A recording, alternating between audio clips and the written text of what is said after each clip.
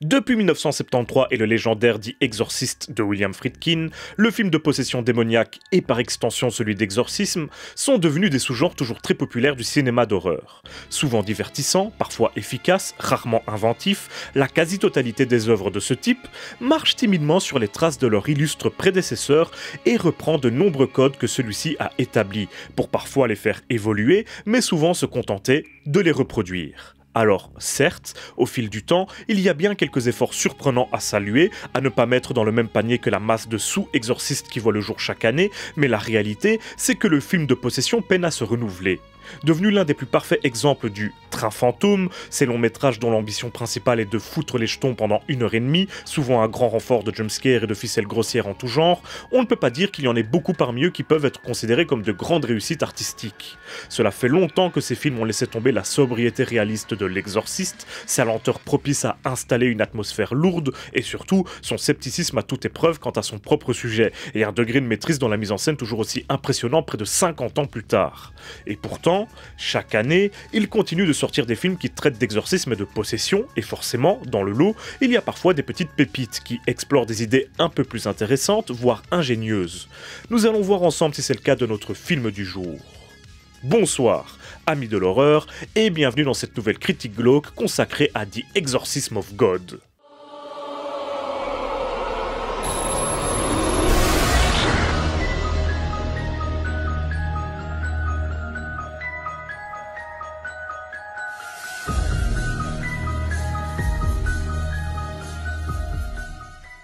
Après avoir réalisé le très surprenant The House at the End of Time en 2014, un film dont il faudra que je vous parle tôt ou tard d'ailleurs, le cinéaste mexicain Alejandro Hidalgo se met à réfléchir à la suite de sa carrière. Car tout semble rouler pour lui, surtout depuis que la mythique New Line a racheté les droits de son film et lui a proposé d'en réaliser un remake américain. La route de la gloire semble toute tracée. Sauf que, voilà, quand tu sors du cinéma indépendant mexicain et que tu te retrouves confronté à Hollywood, disons que les codes sont un petit peu différents. Le film se perd dans les marasmes d'une pré-production chaotique, un bourbier dans lequel Hidalgo, qui n'a rien à voir avec la candidate présidentielle française, je le précise au cas où, se retrouve coincé, malgré lui. Alors que les problèmes commencent, désireux de se mettre à vite bosser sur un film, il décide de se lancer sur un projet parallèle, en tant que producteur dans un premier temps. Il se met donc à chercher les fonds pour réaliser ce qui se présente comme un futur film d'horreur à l'américaine, un long métrage commercial comme il le dit lui-même, et souhaite pour ce faire travailler avec l'étoile montante du cinéma d'horreur mexicain, la talentueuse réalisatrice Riri Saúl Guerrero, alias la Muñeca del Terror.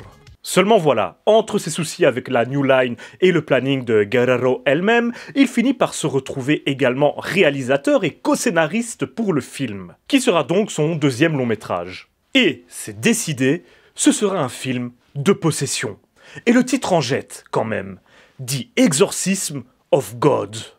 Et si ça se prononce pas comme ça, je m'en bats les... Le film commence avec le père Peter Williams, un Américain qui officie au Mexique, qui doit mener un exorcisme en urgence, alors qu'il devait à la base simplement seconder son mentor 2 jours plus tard. Malheureusement, l'état de la possédée empire de façon inquiétante, et il décide de prendre les choses en main. Et si au départ, il semblait bien parti dans son combat contre le démon Balban, il finit contre toute attente par se laisser tenter et succombe littéralement à la tentation donc, ce qui permettra à son adversaire de prendre possession de son corps, et de commettre l'irréparable.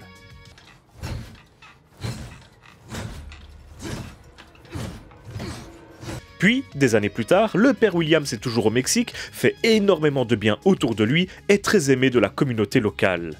Mais cache ce qu'il a fait lors de cet exorcisme, culpabilise et hésite à se confesser officiellement, sachant que, s'il le fait, il sera probablement excommunié et ne pourra plus agir pour le bien de la communauté qu'il a si bien accueillie et qui est en quelque sorte sa famille. Et bien sûr, il est rattrapé par son passé lorsque Balban revient, pour posséder cette fois-ci le fruit même de son péché, sa fille illégitime.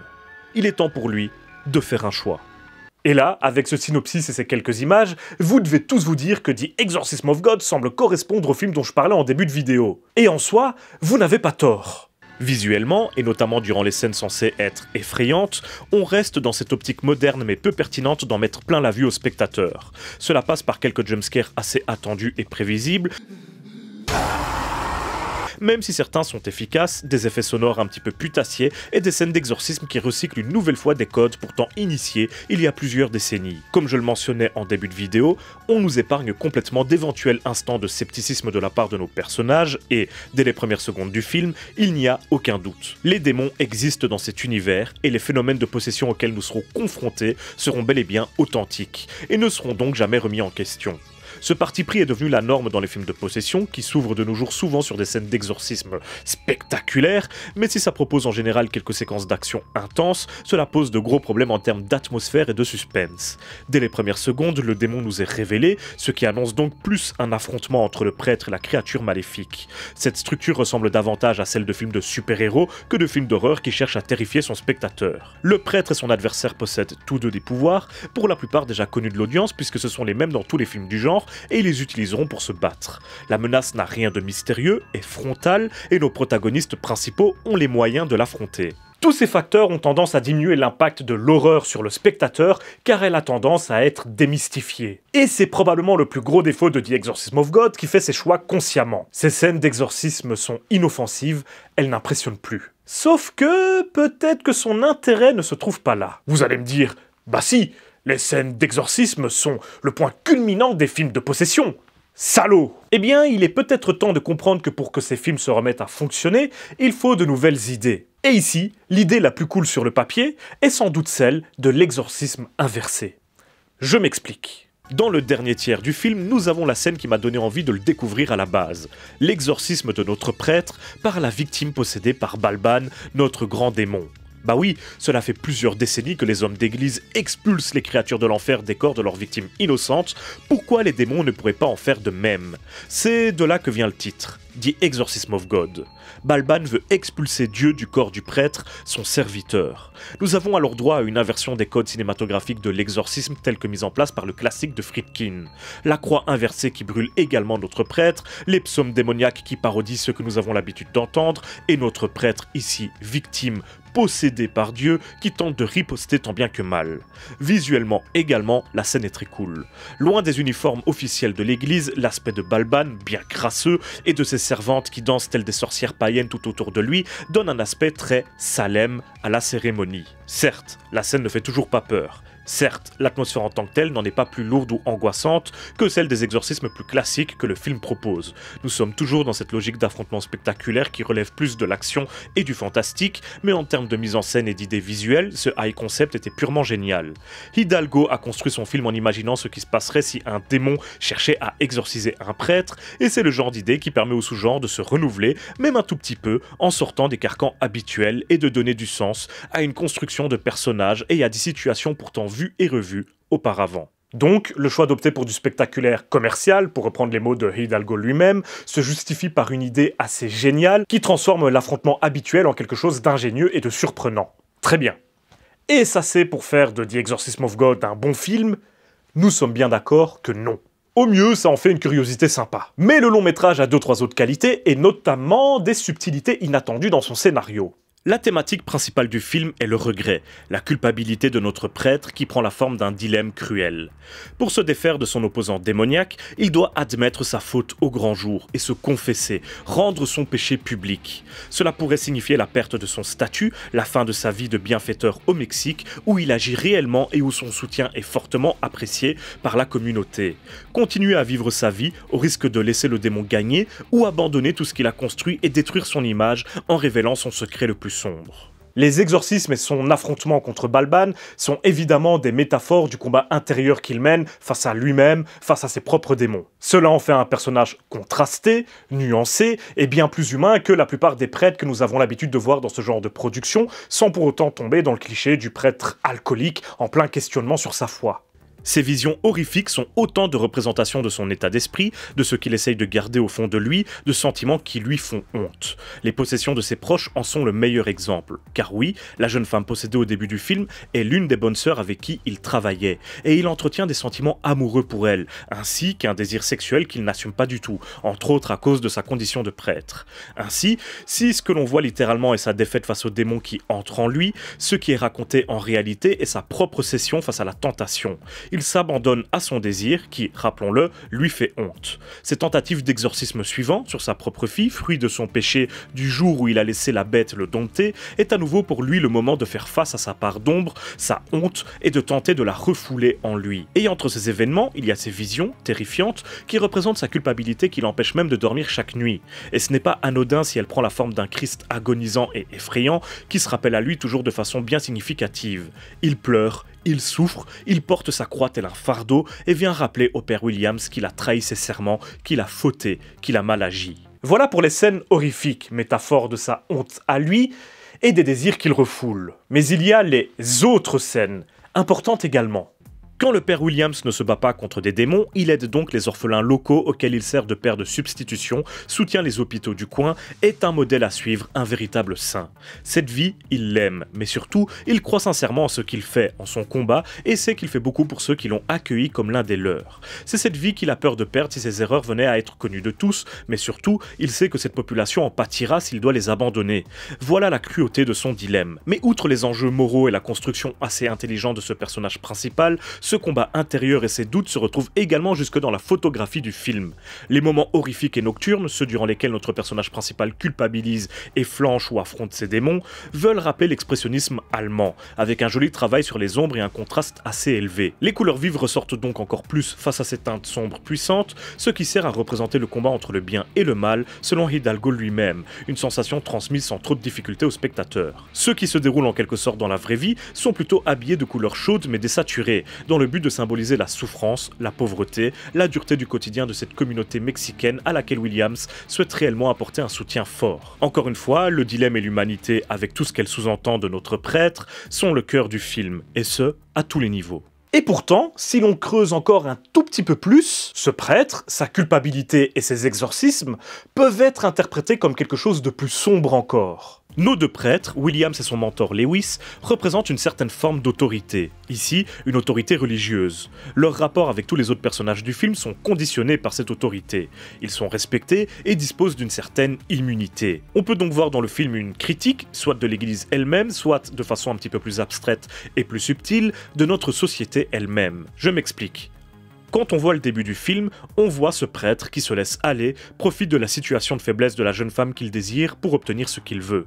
Elle n'est, en soi, pas consentante. C'est donc un viol, et pour autant, il ne sera jamais inquiété de tout le film. Finalement, on peut en déduire qu'il a profité de sa position de force pour assouvir ses bas instincts. Et ça prend une tournure encore plus malsaine quand on apprend que la jeune femme en question travaillait en quelque sorte pour lui à la base en tant que bonne sœur, et que, comme il le dira plus tard, il la désirait déjà à l'époque. Malgré sa culpabilité, on verra qu'il sera toujours bien disposé, toujours bien considéré par les autres, et ce, même lorsqu'il essaiera de se confier à sa hiérarchie, ou pire encore, quand il se sera confessé et qu'aucune conséquence ne suivra malgré tout. Bref, une triste allégorie d'événements qui se déroulent réellement dans la vraie vie. Des hommes qui profitent de leur position sociale ou professionnelle pour abuser de femmes, sans que cela ne leur soit jamais reproché, sans qu'ils ne doivent jamais payer à aucun moment. Ce n'est pas anodin si le film met les femmes au centre de son récit. Seules les femmes se font posséder et nos deux prêtres ne seront jamais confrontés à aucun homme. Finalement, ces possessions démoniaques peuvent être assimilées à une certaine forme de rébellion, ici contre l'Église, voire contre Dieu, qui représente parfaitement la société conservatrice et certaines de ses dérives. L'idée de l'exorcisme inversé va exactement dans le même sens. Le démon représente ici l'ennemi du système, celui qui lui fait peur, qu'il diabolise, et pour une fois, c'est le paria, l'être entre guillemets inférieur, qui va se permettre de juger le représentant de l'autorité, du pouvoir. Le fait que les prêtres soient américains et se déplacent en héros au Mexique, où leur autorité est décuplée, au-delà des raisons financières pragmatiques qui peuvent justifier ce choix, va dans le même sens. Et en plus, ce n'est pas pour rien si, spoiler, attention, je vais spoiler, je spoil. À la fin du film, le prêtre est désormais définitivement possédé par le démon et on se rend compte que des représentants du clergé sont dans le coup. Notre héros du début devient l'antagoniste quand celle qui était l'ennemi devient représentante du bien. Pour finir, l'image du Christ démoniaque qui vient tourmenter le père Williams est également une belle image, car en plus d'être le symbole de sa culpabilité, représente bien la corruption de ce qui est érigé comme un parangon de pureté du bien. Le film a donc transformé ces séquences d'exorcisme et de possession en allégorie du discours de MeToo, très puissant aux États-Unis. Il me semble évident que The Exorcism of God, au-delà de son envie de renouveler les codes un petit peu trop poussiéreux du film de possession, critique, dénonce, donne son avis. Et même si ce ne sont pas là ses qualités premières, il est loin d'être creux. Et les liens que l'on peut faire entre son discours, son message et sa mise en scène le rendent plus profond, plus pertinent, et c'est toujours bon à prendre. Ceci dit, et ce sera ma conclusion, c'est avant tout un film d'horreur fun. Malgré son ingéniosité qui m'aide à l'apprécier davantage, The Exorcism of God se veut être divertissant avant tout. Si l'on peut critiquer certaines de ses ficelles un petit peu trop simplistes, qui font penser au cinéma de Blumhouse par exemple, qui, comme vous le savez, est loin de m'enchanter, il se montre tout de même très efficace dans certains de ses rebondissements horrifiques. Il propose quelques excellentes idées visuelles, promptes à mettre mal à l'aise et à déranger, et ses high concepts, et notamment cet exorcisme inversé, lui donnent des arguments supplémentaires. Par contre, l'influence du cinéma d'action à la Marvel se fait parfois trop ressentir et vient gâcher une ambiance déjà pas toujours évidente à installer. Quant à cette fin, elle est presque cartoonesque et est un pseudo-cliffhanger qui devrait donner une suite déjà annoncée par Hidalgo lui-même, qui travaillerait également sur un prequel. Et ça, c'est dramatique, et c'est encore dû à l'envie de faire du Marvel, de créer des univers cinématographiques qu'il avait déjà alors qu'il réalisait à peine ce premier film qui n'était même pas encore terminé. Malheureusement, ça gâche une partie de ce long métrage dont la fin est, à mon sens, ratée à cause de cette envie de le transformer en franchise commerciale, et de déjà en poser les bases. Hidalgo voulait, de son propre aveu, proposer un film d'horreur commercial. Ce sont ses mots. Et c'est bien dommage, parce que tout ce qui est bon à prendre dans cet Exorcism of God provient plutôt du cinéma indépendant, voire d'auteur. Enfin bon, un film en demi-teinte, certes, mais suffisamment intéressant pour que j'ai envie de vous le présenter, de mettre en avant ses qualités et de vous proposer mon humble analyse de son discours. Car malgré toutes les critiques négatives que je peux faire à propos des films de possession et d'exorcisme, tout le mal que je peux en dire, je suis un assez bon client de ce type d'histoire. Alors, quand il y en a une qui sort un tant soit peu du lot, qui décide de raconter quelque chose d'un tout petit peu différent, de façon un tout petit peu maîtrisée, je me jette dessus. C'était le cas de The Exorcism of God. D'ailleurs, seriez-vous intéressé par une vidéo qui reviendrait sur ce sous-genre dans son ensemble ? Les commentaires vous attendent. Et du coup, c'est déjà la fin de cette petite critique glauque qui, je l'espère, vous aura plu. Dans tous les cas, on se retrouve très bientôt pour une prochaine vidéo, et d'ici là, surtout n'oubliez pas, si vous avez peur, c'est que vous êtes toujours en vie.